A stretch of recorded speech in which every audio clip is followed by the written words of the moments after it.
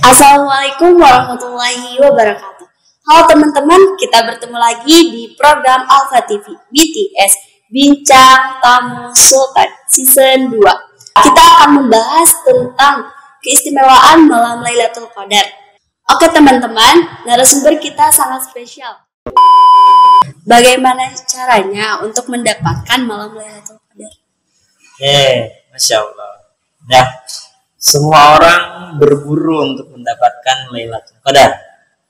Ya, bahkan ada yang orang itu berangkat ke Mekah, ya umroh di sana, gitu kan, saking ingin mendapatkannya Lailatul Qadar, gitu kan. Nah,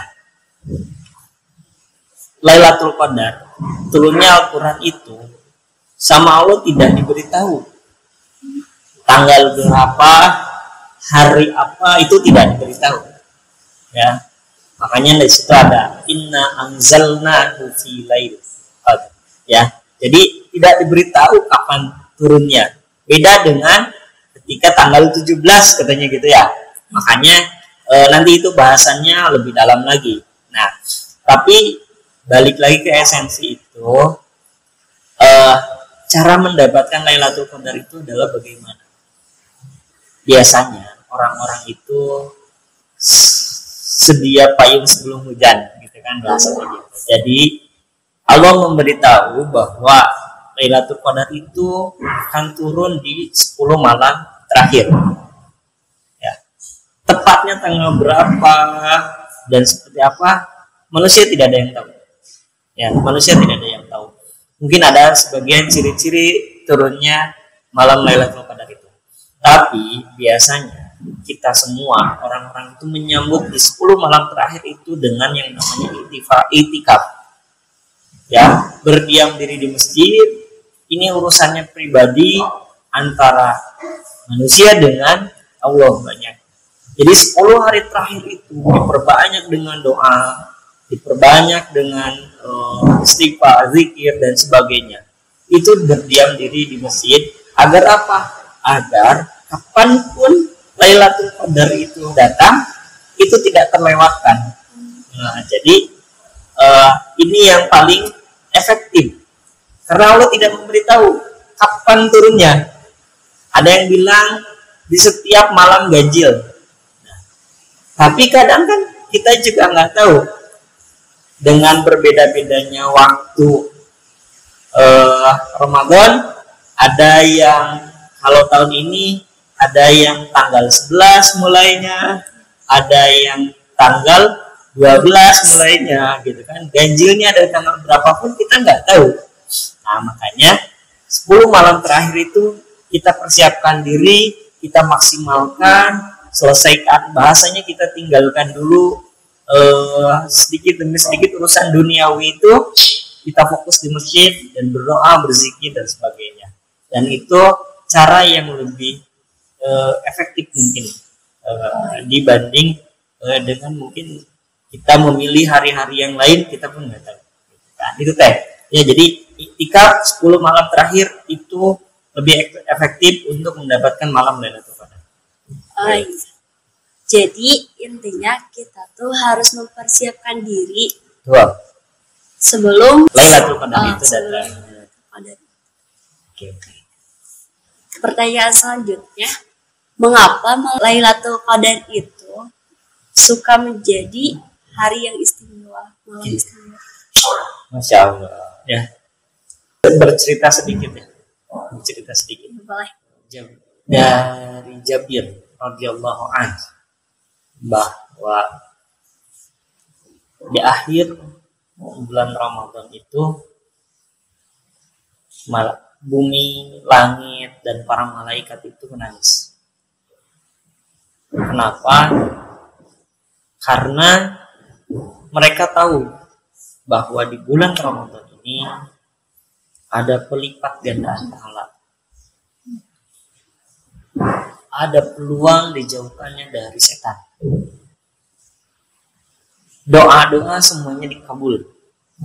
Ya. Dan banyak keistimewaan lainnya. Apalagi di malam Lailatul Qadar, Allah menjanjikan bahwa malam itu lebih baik dari 1000 bulan. Kita nggak tahu usia kita sampai berapa tahun nih. Kalau 1000 bulan itu kurang lebih 80 tahun. Ya, kita nggak tahu usianya sampai berapa tahun. Nah, jadi logikanya gini Teh Siva. Kita ngambil logika sedikit ya. Udah mah di bulan Ramadan, udah mah pas malam hari, sudah gitu di malam Lailatul Qadar kita berdoa kepada Allah, rasa-rasanya sedikit sekali peluang doa kita tidak dikabulkan. Jadi malam Lailatul Qadar itu Allah terima semua doa-doa kita. Allah ampuni ketika ada manusia yang meminta maaf, meminta ampun kepada Allah itu. Jadi bagaimana tidak spesial di kala hari-hari lain dengan penuhnya dosa-dosa kita tidak tahu doa-doa kita itu dikabul. Bahkan kalau kita berdoa, ya Allah ampuni dosa-dosa saya, dosa keluarga saya, dosa orang tua saya, dosa saudara-saudara saya, bahkan dosa guru-guru saya, itu bisa jadi dosanya diampuni sama Allah. Kalau udah dosanya diampuni, doa yang lain pun aman, tembus langsung, gitu kan ya? Nah kayak gitu. Jadi Lailatul Qadar itu sangat istimewa. Ya, makanya ditunggu-tunggu bagi orang-orang yang tahu keutamaannya. Oke, itu mungkin Teh Lailatul Qadar. Jadi di malam Lailatul Qadar itu semua doa dikabulkan. Betul. Tapi kalau semisal ada orang yang di mana malam Lailatul Qadar itu dilaksanakannya di rumah. Di rumah. Ya. Oke. Lailatul Qadar itu tidak menjadi sebuah permasalahan mau dilaksanakan di rumah ataupun di masjid, gitu kan ya? Nah, cuman biasanya orang-orang itu memilih tempat-tempat yang lebih apa ya bahasanya, lebih berpeluang gitu kan ya. Di rumah juga bisa Teh.